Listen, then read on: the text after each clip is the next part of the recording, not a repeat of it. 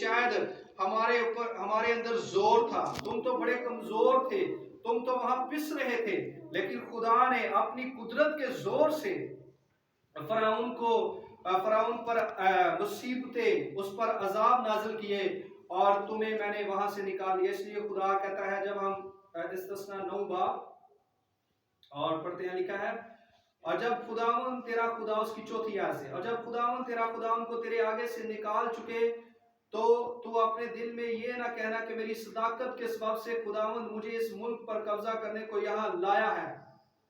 خداوند انہیں کہتا ہے کہ جب میں تمہیں ان قوموں کو وہاں سے نکالوں تو تم یہ نہ کہنا کہ ہم نے یہ سارا کچھ کیا ہے، بلکہ کیونکہ فی الواقع ان کی شرارت کے سبب سے خداوند ان قوموں کو تیرے آگے سے نکالتا ہے، اور تو اپنی صداقت یا اپنے دل کی راستی کے سبب سے اس ملک پر قبضہ کرنے کو نہیں جا رہا ہے، بلکہ خداوند تیرا خدا ان قوموں کی شرارت کے باعث ان کو تیرے آگے سے خارج کرتا ہے، تاکہ یوں وہ اس وعدے کو جس کی قسم اس نے تیرے باپ دادا ابراہیم اور اسحاق اور یعقوب سے کہا یا پورا کرے۔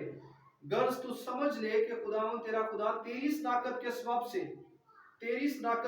سے یہ اچھا ملک تجھ کو قبضہ کرنے کے لیے نہیں دے رہا ہے، کیونکہ تو ایک گردن کش قوم ہے۔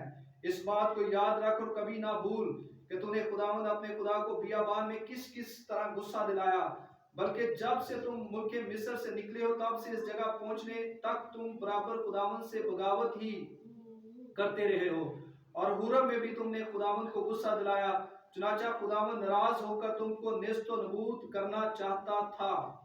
خداوند انہیں یاد دلاتا ہے کہ تم اپنی صداقت سے یہ کام نہیں کرتے یا کرو گے، بلکہ خداوند اپنی قدرت کی وجہ سے یا اپنی غیرت کی وجہ سے یہ ساری چیزیں کرتا ہے۔ اور اوپر بھی لکھا ہے پہلی آیت سے، جب 9ویں باب کی پہلی لکھا ہے، سن لے اے اسرائیل، آج تجھے یردن پار اس لیے جانا ہے کہ تو ایسی قوموں پر جو تجھ سے بڑی اور زور آور ہے اور ایسے بڑے شہروں پر جن کی فصیلیں آسمان سے باتیں کر دیا قبضہ کرے۔ وہاں اناکیم کی اولاد ہے جو بڑے بڑے اور قد آور لوگ ہیں، تجھے ان کا حال معلوم ہے، اور تو نے ان کی بابت یہ کہتے سنا ہے کہ بنی اناک کا مقابلہ کون کر سکتا ہے۔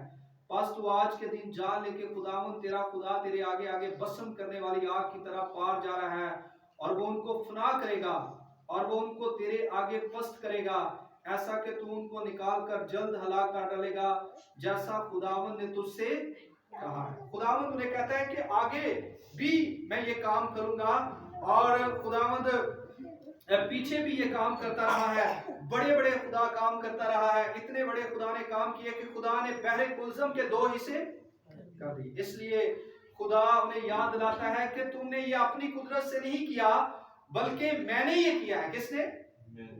یہ میں نے کیا ہے کہ میں نے بحر کلثم کے 2 حصے کیے، میں نے فرعون کو رت سمیت پانی میں ڈبو دیا، اور اب بھی میں جو کرنے جا رہا ہوں یہ میں اپنی قدرت سے کروں گا۔ کیا کروں گا؟ میں اپنی قدرت سے کروں گا۔ اس لیے تیرے دل میں غرور، اس لیے لکھا ہے تو تیرے دل میں غرور سمائے اور تو خداوند اپنے خدا کو بھول، کیونکہ جب ہم کہتے ہیں کہ میں یہ کر رہا ہوں، یا میری دعا کی وجہ سے یہ ہو رہا ہے، یا میری راستی کی وجہ سے ہو رہا ہے، یا میری صداقت کی وجہ سے ہو رہا ہے، یا میری محنت کی وجہ سے یہ ہو رہا ہے، تو پھر ہمارے دل کے اندر غرور آتا ہے۔ ہمارے دل میں کیا آتا ہے؟ غرور آتا ہے۔ جیسے غرور، سب سے پہلا جو گناہ تھا وہ آسمان کے اوپر سب سے پہلا جو گناہ ہوا وہ بھی لوسیفر نے یہی کیا کہ اس نے کہا کہ میں خدا ہوں۔ جب اس نے اپنے آپ کو دیکھا کہ میں بڑا خوبصورت ہوں، میرے بال، میری آنکھیں اور میری جو جتنی بھی پوشاک ہے یہ ساری جلال سے ملبس ہے، تو اس نے کہا کہ میں خدا ہوں۔ میں کیا ہوں؟ خدا ہوں۔ اس نے اپنی راستی کو ظاہر کرنا چاہا، اپنے آپ کو راست بنانا چاہا، اپنے آپ کو پاک بنانا چاہا، اپنے آپ کو خدا بنانا چاہا۔ اور سب سے پہلا گناہ بھی آسمان پر کیا ہوا کہ اس نے غرور کیا، اس کے دل میں کیا سمایا؟ گھمنڈ سمایا۔ اس لیے لکھا ہے تو تیرے دل میں غرور سمائے اور تو خداوند اپنے خدا کو بھول جائے۔ خداوند اپنے خدا کو کیا کرے؟ اس لیے جب پہلا گناہ ہوا تو لوسیفر نے یہی دعویٰ کیا تھا کہ کون خدا ہے؟ کون خدا ہے؟ اس نے یہی کہا کہ کوئی خدا نہیں، میں کیا ہوں؟ खुदा हूं। खुदा को भूल जाना या खुदा को जलाल ना देना, खुदा की सताइश ना करना, खुदा के नाम की तज़ीम ना करना, या खुदा के हजूर में झुकना ना, या खुदा के खौफ को ना मानना, यही गरूर है, यही घमंड है। और यही खुदा इंतबा कर रहा है कि तेरे दिल में गरूर समाए और तू खुदावंद अपने खुदा को क्या करे, भूल जाए। खुदा को भूल जाना या खुदा ऐसे किनारा कशी कर लेना या गर्दन कश बन जाना या खुदा के तरफ अपनी पीठ कर देना, यही जो है खुदा, ये गुनाह है। और ये गुनाह गरूर की वजह से आता है, मगरूर होने की वजह से आता है। जब हमारे दिल में गरूर और घमंड आ जाता है, और गरूर और घमंड ही से पहला गुनाह हुआ, और आज सारी दुनिया जो है वो गुनाह से क्या है, भरी हुई है। सबसे पहला गुनाह ही। और जब भी हमारी जिंदगी में गुनाह का आगाज होता है तो वो गरूर की वजह से होता है। कोई भी गुनाह हमारी जिंदगी में आता है तो उससे पहले हमारी जिंदगी में क्या आता है, गरूर आता है। कोई भी गुनाह आता है, अगर लालच आ रहा है तो उससे पहले गरूर हमारे ऊपर हमला करेगा। अगर हमारी जिंदगी में नपाकी आ रही है तो गरूर हमला करेगा। अगर हमारी जिंदगी में जो है वो हसद आ रहा है तो क्या हमला करेगा सबसे पहले। इसलिए इब्लीस ने सबसे पहला जो गुनाह किया वो गरूर था। और अब वो गुनाह की कोई लिमिट नहीं है, इब्लीस के आगे गुनाह की कोई लिमिट नहीं है, अनलिमिटेड सिन है। वो उसने पूरी जमीन को गुनाह से भरा हुआ है, और वो गुनाह को रोज बरोज नए नए गुनाह दुनिया में जन्म ले रहे हैं, नई नई बातें दुनिया में जन्म ले रही है, ऐसे गुनाह जिन्हें हमने सुना भी नहीं होता है। और सारी जमीन में गुनाह है जो फैलता जा रहा है। इसलिए लिखा है, तो तेरे दिल में गरूर समाए और तू खुदावंद अपने खुदा को भूल जाए, जो तुझको मुल्क मिस्र यानी गुलामी के घर से क्या है, निकाल लाया है।